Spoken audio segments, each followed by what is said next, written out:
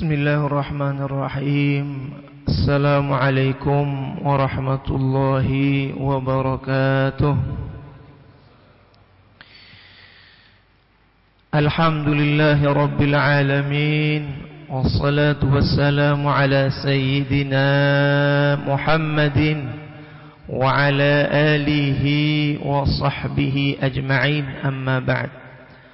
قال الله تعالى في كتابه الكريم: أعوذ بالله من الشيطان الرجيم. بسم الله الرحمن الرحيم. يا أيها الذين آمنوا كتب عليكم الصيام كما كتب على الذين من قبلكم لعلكم تتقون. وقال أيضا: وإذا مرضت فهو يشفي. وقال أيضا: قل هل يستوي الذين يعلمون والذين لا يعلمون إنما يتذكر أولو الألباب. قال رسول الله صلى الله عليه وسلم: من صام رمضان إيمانا واحتسابا غفر له ما تقدم من ذنبه. صدق الله العظيم وصدق رسول النبي الكريم ونحن على ذلك من الشاهدين والشاكرين. Jamaah sholat zuhur Masjid Salahuddin, kantor pusat Ditjen Pajak yang dirahmati Allah Subhanahu wa taala. Kita berdoa semoga segala amal ibadah kita termasuk sholat zuhur berjamaah kita semuanya diterima di sisi Allah Subhanahu wa taala. Amin amin ya Allah ya Rabbal alamin. Jamaah sholat zuhur Masjid Salahuddin yang berbahagia, kita sharing dalam kajian zuhur pada hari ini dengan judul mempersiapkan kesehatan raga menyambut bulan mulia. Ini disampaikan oleh Bapak Eka terkait judul, mudah-mudahan kita bisa sharing. Yang kami hormati dan muliakan DKM Masjid Salahuddin dan juga jamaah sholat zuhur Masjid Salahuddin, mudah-mudahan senantiasa sehat walafiat, selalu dalam lindungan Allah Subhanahu wa taala, dan diberikan panjang umur hingga bisa masuk ke dalam bulan suci Ramadan. Amin ya Allah ya Rabbal alamin. Karena ada dua nikmat yang kita sering lupa, atau disebut di sini adalah an-nas. Artinya an-nas secara keseluruhan, bukan hanya orang beriman, tapi secara keseluruhan laki-laki, perempuan, remaja, dewasa sering lupa. Ini dalam satu hadis riwayat Al-Bukhari. Rasulullah sallallahu alaihi wasallam bersabda, ni'matan, ada dua nikmat maghbunun fihima katsirun minan nas. Kebanyakan manusia tertipu, kebanyakan manusia lalai, kebanyakan manusia lupa dengan dua nikmat. Apa dua nikmat itu? Kata Rasulullah sallallahu alaihi wasallam, yang pertama adalah as-sihhah, nikmat sehat wal afiat. Yang kedua adalah wal faragh, nikmat waktu luang, nikmat kesempatan. Jadi kita ini bisa hadir sholat zuhur di masjid tercinta ini karena kita nikmat sehat. Betapa banyak mungkin saudara-saudara kita atau tetangga kita sedang dirawat. Sebenarnya dia mau masuk kerja, sebenarnya dia mau beraktivitas, tapi apatah daya, Allah berikan ujian, sakit. Saya punya pasien sebelum berangkat ke sini, masih muda, perempuan 34 tahun, mukanya pucat sekali, HB-nya rendah, nggak bisa makan, kemudian sariawan, tambah sesak, batuk, dan juga tensinya sangat rendah. Nah, kita berikan perawatan dan memang indikasinya untuk masuk ICU. Nah, perawatan tekanan darahnya 80/50 per tadi pagi. Nah, kita berikan penopang norepinefrin atau Fastcon pelan-pelan agar dia bisa meningkat. Nah, normalnya MAP seorang itu di atas 65. Nah ini 80/50 di bawah 65. Maka kita harus berikan dia penopang dari obat agar bisa meningkat tekanan darahnya. Karena normal kita ini rata-rata berapa tekanan darahnya Pak, Bu? Sekitar 120/80. Nah, sistoliknya 120. Diastoliknya 80. Lebih dari itu masuk ke hipertensi. Ada yang derajat 1, derajat 2. Nah, banyak Pak jamaah dia nggak pernah cek tensinya. Tiba-tiba serangan stroke. Begitu ditensi 200/120. La haula wala quwata illa billah. Nah, artinya nggak aware dengan kesehatannya. Nah, ada nikmat sehat ini. Nah, pasien saya tadi dia shock sepsis, kita berikan obat-obat antibiotiknya double, berikan oksigen dan seterusnya, adekuat. Padahal baru 34 tahun. Artinya masih muda. Nah, kita mungkin lebih di atas 34 tahun. Nah, kalau kita tidak aware dengan kesehatan, termasuk fisik kita, amanah yang diberikan oleh Allah, bisa jadi jatuh sakit. Nah, maka nikmat ini lupa. Dia nikmat sehat, begitu sakit baru merasa nikmat. Nah, kalau dia lagi sehat dia lupa. Maka harus bisa nikmat sehat kita syukuri dengan apa? Dengan menjaga amanah dari Allah Subhanahu wa taala. Meskipun kalau anak-anak muda banyak yang sekarang senang sekali berolahraga. Apalagi sekarang ada aplikasi ya, hitung jejak langkah kaki. Kita bisa ngecek di sini sangat mudah sekali di Play Store. Kita cek, download bagaimana dengan tinggi sekian, berat badan sekian, butuh berapa langkah kita setiap harinya. Nanti dicek, di situ ada grafiknya. Apalagi anak-anak muda sekarang sudah mulai kuat larinya ya. Ada salah seorang dokter yang kita mungkin kenal ya, Dokter Tirta. Saat ini dia umroh dan baru kembali. Dia lari karena biasa lari paginya. Dari lari saat pertama di Dubai, dari hotelnya dia ke Burj Khalifa 10 kilo, kurang lebih 1 jam. Dia terbiasa. Di Mekah juga dia lari. Di Mekah lari, di Madinah lari. Rata-rata 10 kilo, 1 jam lebih sedikit. Masih kuat nggak Pak kita? Mungkin udah nggak kuat kali ya. Mungkin kalau yang biasa, mungkin biasa. Saya punya ponakan sepupu ya. Dia bisa ikut yang biasa, ikut kemarin di Bali ya, 42 kilo. Masih kuat ya, 42 kilometer berapa? 5 jam. Nah, kami punya jamaah nih umurnya 45 tahun. Dekat rumah saya di Kemang, Bangka Kemang, nggak jauh. Dia 45 tahun berangkat ke Jerman untuk ikut lari maraton 40 kilo. Umurnya udah 45, ternyata kuat masih ya, 5 jam. Mungkin kita nggak kuat ya. Artinya setidaknya kita bisa jaga amanah Allah. Wal farag, dan waktu luang. Waktu luang itu banyak kebuang-buang. Terutama dengan apa kita buang? Dengan main gadget nih. HP ini lebih dekat daripada pasangan hidup kita. Bahkan lebih dekat dibandingkan Al-Quran, wahyu Allah yang turun 30 juz. Baru selesai sholat, yang diingat adalah HP. Begitu pula anak-anak sekarang, Gen Z atau generasi Alpha. Ya, bentar-bentar HP. Anak kita nih, yang 2 tahun aja, kalau ngeliat HP itu, wah, antusias. Jadi benar-benar jadi edik. Nangis kalau dia lihat game-game. 2 tahun, 3 tahun. Nah, itu adalah tantangan saat ini. Maka harus kita bisa modifikasi. Bagaimana dia bisa kita bimbing, bina dengan baik. Apalagi Gen Z itu menurut penelitian sehari semalamnya 7-13 jam.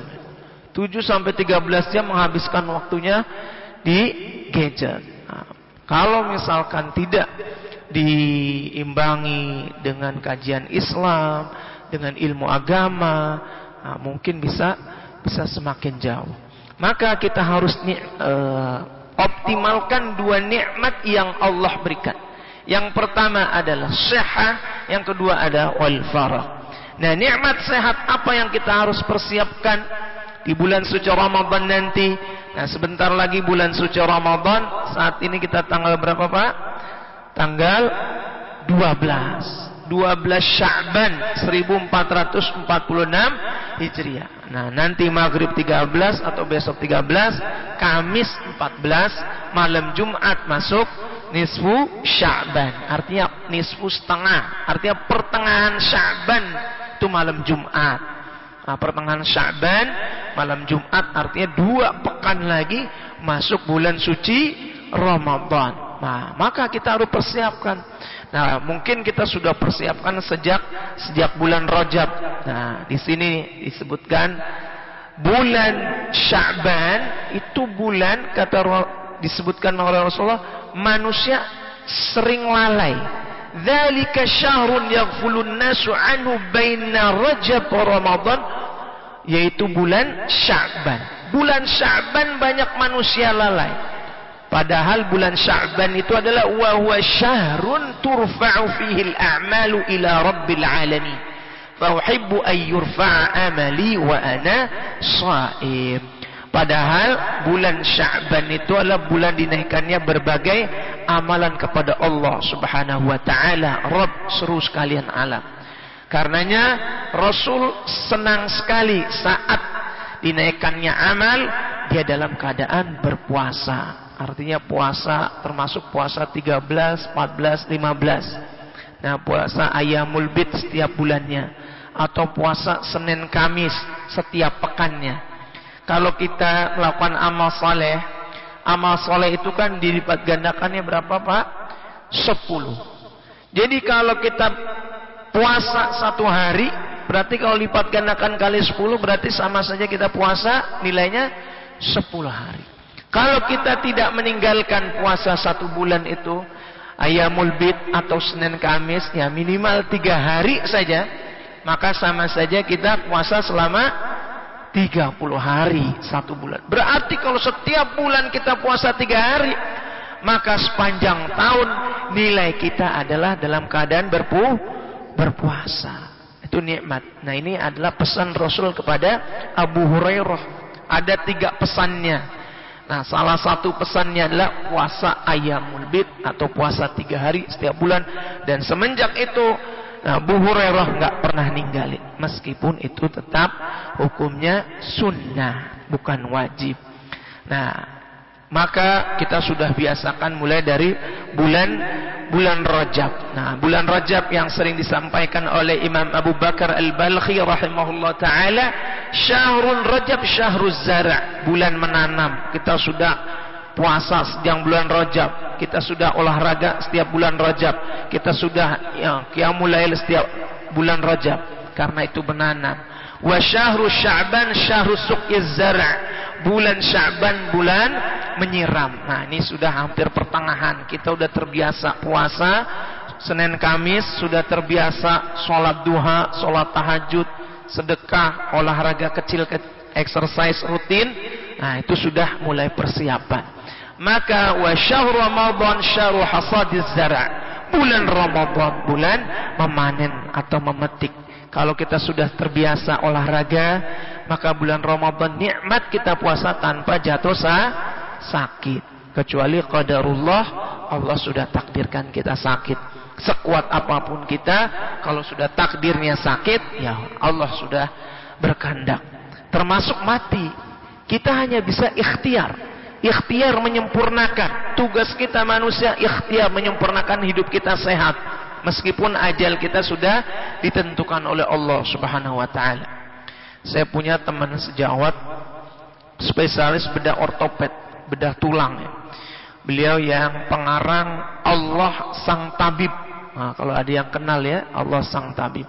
Qadarullah, beliau nggak bisa sampai bulan suci Ramadan. Beberapa hari yang lalu sama-sama praktek di Rumah Sakit Muhammadiyah Taman Puring dengan saya. Nah, dia spesialis bedah ortoped dari FKUI. Rumahnya itu samping di Muhammadiyah, jadi di samping rumah sakit. Jam 1 tiba-tiba dia serangan, kemudian dia ke IGD, qadarullah belum sempat dirujuk dan belum sempat diberikan penanganan optimal di rumah sakit yang lebih besar, ternyata ajalnya sampai situ. Walikulli ummatin ajal, fa idza jaa ajaluhum la yastakhiruna sa'ah wa la yastaqdimun. Ajalnya dia hari berikut, jam berikut, sudah nggak bisa maju, nggak bisa, tidak bisa mundur. Padahal tanggal sebelumnya itu hari Sabtu sebenarnya baru peluncuran bukunya yang ke-19. Jadi dia sangat produktif, berikan juga tentang kesehatan dan kajian Islam, termasuk bagaimana terapi nyeri. Ternyata qadarullah sehat, tapi ternyata ada serangan jantungnya. Ada juga teman sejawat saya spesialis paru dari FKUI juga, masih muda, umurnya 50-an, masih ada di grup, dia masih ngobrol ya di grup. Tiba-tiba masuk IMC, diperiksa, diminta beratnya doa-doa, qadarullah masih siang itu masih WA. Wah, ternyata nggak lama setelah itu dia wafat. Katanya diagnosisnya diseksi aorta. Diseksi aorta itu aortanya robek ya. Artinya pembuluh darah besar itu robek. Nggak keburu mungkin, wallahu a'lam bishawab, qadarullah wafat. Nah itu kita semuanya sudah ada di sisi Allah. Sebagaimana Al-Quran surat Luqman. Surat Luqman surat ke berapa Pak? Surat ke 31 ayat terakhir. Nanti kalau ada kesempatan di rumah dibuka Al-Quran surat Luqman ayat terakhir atau gadgetnya buka, Allah berfirman, Inna Allah indahu ilmus sa'ah wa yunazzilul ghaitha wa ya'lamu ma fil arham wa ma tadri nafsum ماذا تكسب غدا وما تدري نفس بأي أرض تموت إن الله عليم خبير. Sungguhnya yang tahu tentang kiamat itu adalah Allah, dan Allah yang menurunkan hujan, dan Allah yang tahu apa-apa yang ada di dalam rahim seorang perempuan. Dan tidak ada satupun manusia yang menjamin apa yang dilakukan esok hari dengan pasti. Jam 8 saya dengan pasti. Apa jamin dia pasti hidup? La.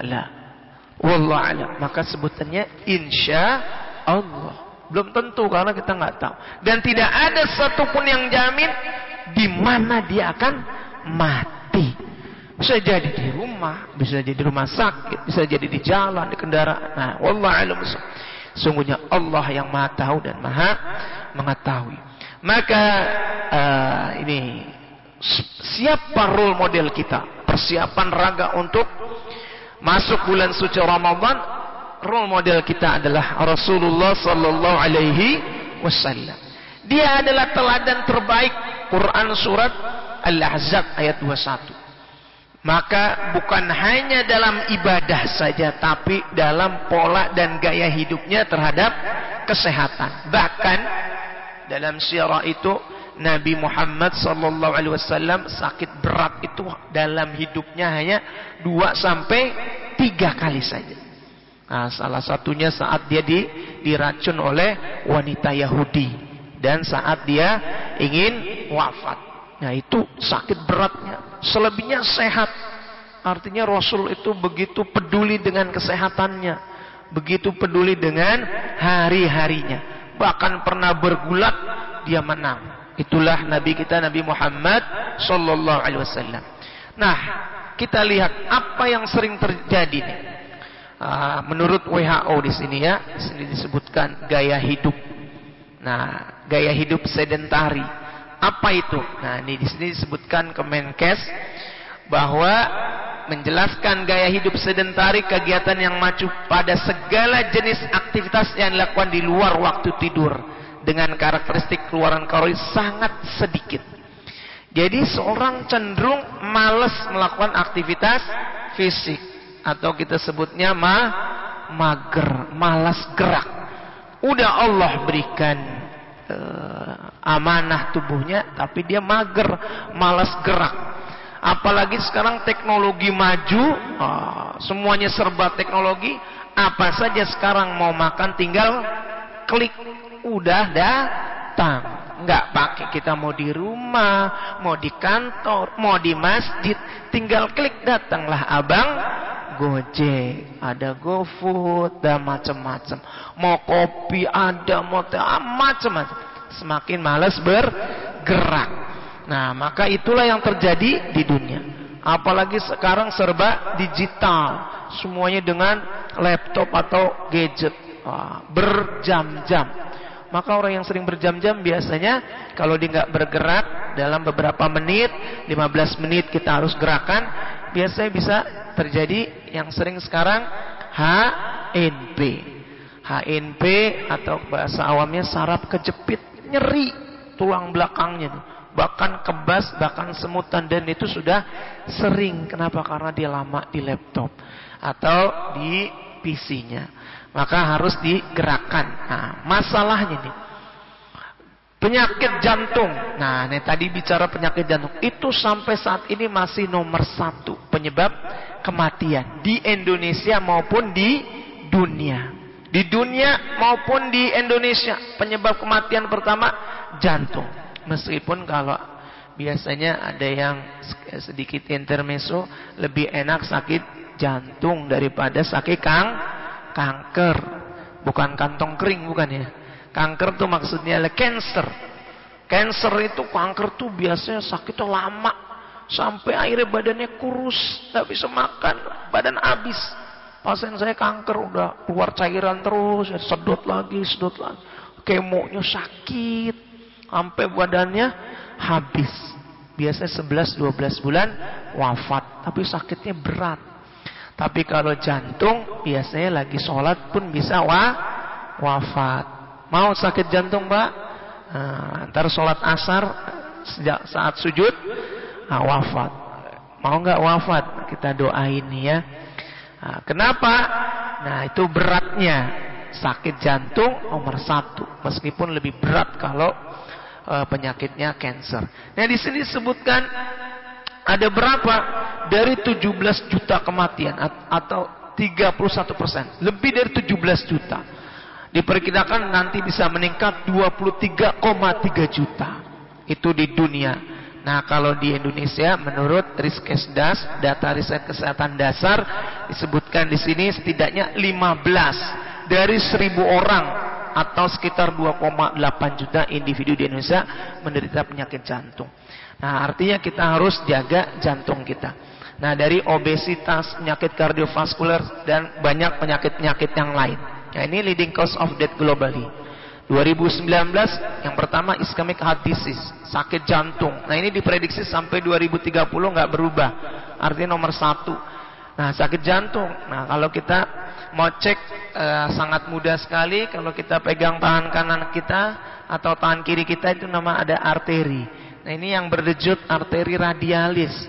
Arteri radialis ini kalau kita raba di sini dengan 3 jari, atau kita sebut orang awamnya cek nadi. Nadi normalnya 60 sampai 100 dalam satu menit.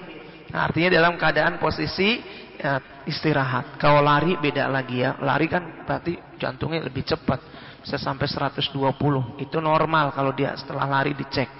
Nah, itu 60 sampai 100. Nah, kita kalau lagi berdebar-debar nggak ngapa-ngapain, nah, kok saya berdebar-debar padahal saya nggak melakukan aktivitas, cek nadinya, ini mudah sekali. Wah, kok tiba-tiba 140.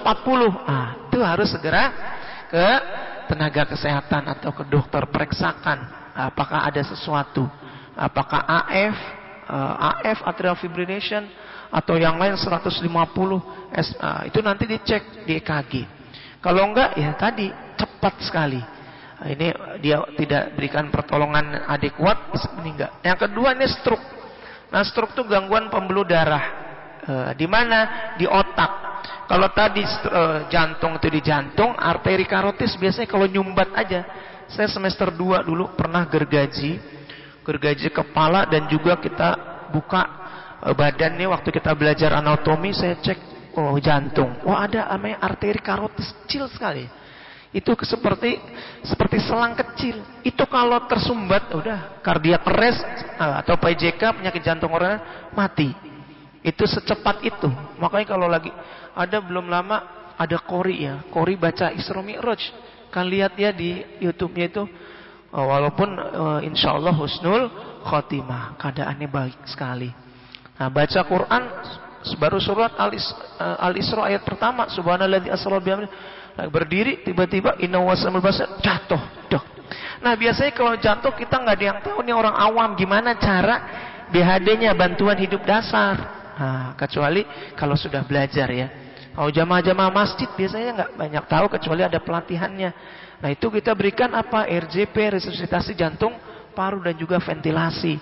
Nah itu membantu dengan cepat sambil kita call for help untuk bantuan datang. Kalau lama cuma biasa diketok-ketok ya, ditepok-tepok ya, udah semakin tidur akhirnya nggak nafas, meninggal. Itu banyak mulai jamaah-jamaah masjid demikian. Nah itu yang kedua tuh stroke. Nah, stroke itu gangguan pembuluh darah. Dia adanya di otak. Ada dua, ada yang hemoragik, ada yang non hemoragik. Kalau hemoragik itu pecah, gangguan pembuluh darah seperti selang di kepala kita. Semua ada sensorik, motorik ada di kepala kita nih.